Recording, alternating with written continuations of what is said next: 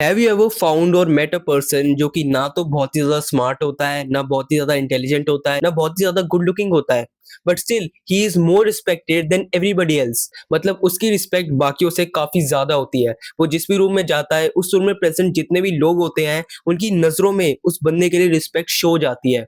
And you always wonder कि यार इसमें ऐसी कौन सी क्वालिटी है जिस वजह से इतना ज्यादा रिस्पेक्टेड है। मतलब मैं इससे ज्यादा स्मार्ट हूँ, मैं इससे ज्यादा गुड लुकिंग हूँ, बट स्टिल ये मुझसे ज्यादा रिस्पेक्टेड क्यों है। सी बहुत सारे लोगों को ऐसा लगता है कि अगर हमें सामने वाले की नजरों में रिस्पेक्ट पानी है तो इसके लिए हमें खुद को नाइस प्रेजेंट करना पड़ेगा।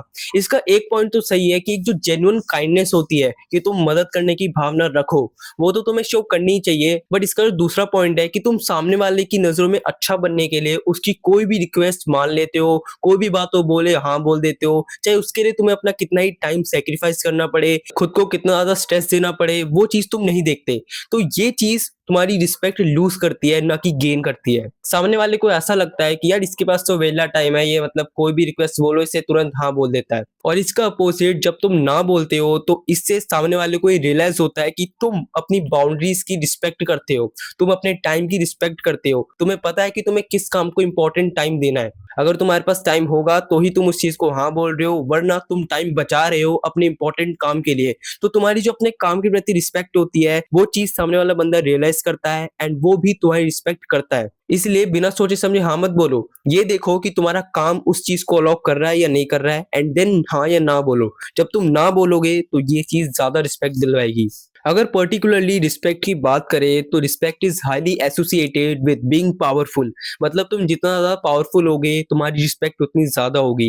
Respect is the by product of being powerful. इसीलिए इस वीडियो में मैं जो तुम्हें पॉइंट्स बताऊंगा रिस्पेक्ट गेन करने के, जिसने मुझे खुद रिस्पेक्ट दिलवाई है उस बंदे से ज्यादा, क्योंकि मेरे से ज्यादा गुड लुकिंग है, मेरे से ज्यादा स्मार्ट है, उन पॉइंट्स को तुम ऐसे भी यूज कर सकते हो कि तुम पावरफुल खुद को शो करो।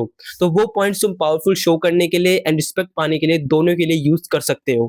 First is body language. तुम्हारी बॉडी लैंग्वेज काफी हद तक ये डिसाइड करती है कि तुम रिस्पेक्ट पाओगे या नहीं पाओगे। तुम कैसे अपनी बॉडी को रखते हो, कैसे अपनी बॉडी को मूव करते हो, तुम्हारी बॉडी पार्ट्स, तुम्हारे जेस्चर्स, ये सारी चीजें लोग नोटिस करते हैं एंड ये सारी चीजें कॉन्स्टिट्यूट करते हैं कि तुम कितनी रिस्पेक्ट लोगे। अगर तुम अपनी बॉडी को एकदम कॉन्ट्रैक्ट करके रखोगे तो इससे तुम्हारी बॉडी अंडर कॉन्फिडेंस शो करती है, और ये चीज लोग समझ जाते हैं एंड लोगों को ऐसा लगता है इसमें खुद में कॉन्फिडेंस नहीं है, इससे क्या रिस्पेक्ट दें। इसलिए अपनी बॉडी को जितना हो सके कंधों को चौड़ा करके चलो, चेस्ट को बाहर रखो, स्पाइन को स्ट्रेट रखो, चिन को ऊपर करो और सामने देखते हुए धीरे धीरे चलो।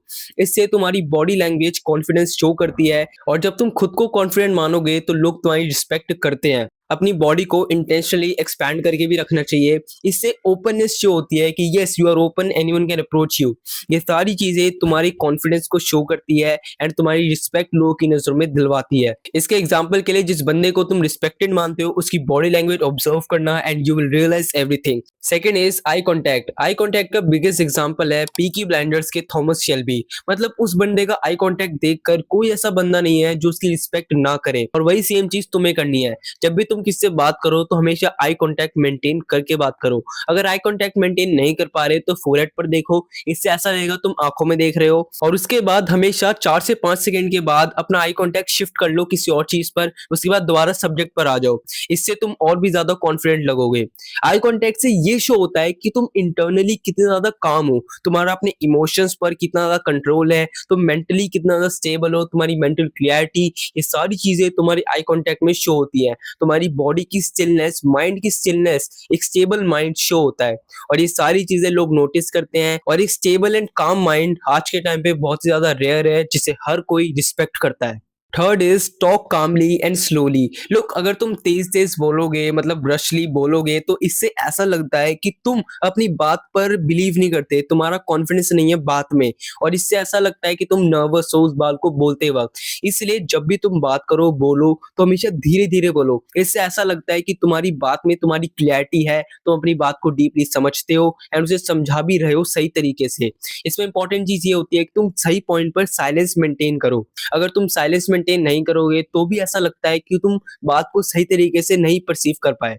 इसलिए साइलेंस मेंटेन करो, जब ज़रूरत हो तभी बोलो, जैसा कि पीकी ब्लाइंडर्स में हमने देखा है। अगर तुम हर वक़्त बोलते रहोगे तो इससे ऐसा लगता है कि तुम मेंटली स्टेबल नहीं हो। बट अगर तुम धीरे बोलते हो, स्लोली बोलते हो एंड साइलेंस लेकर बोलते हो, तो इससे ऐसा शो होता है कि तुम इंटरनली कितने काम हो, कितना ज़्यादा शांत हो एंड ये तुम्हारा पीस लोगों को समझ में आ जाता है एंड यही चीज़ रिस्पेक्ट दिलवाता है। इसलिए कभी भी ज़ोर-ज़ोर से मत बोलना या तेज़ी से मत बोलना, हमेशा धीरे-धीरे बोलो, साइलेंटली बोलो, जितनी ज़रूरत हो उतना ही बोलो, ओवर मत बोलो, ओवर बोलने से तुम्हारा ही नुकसान है।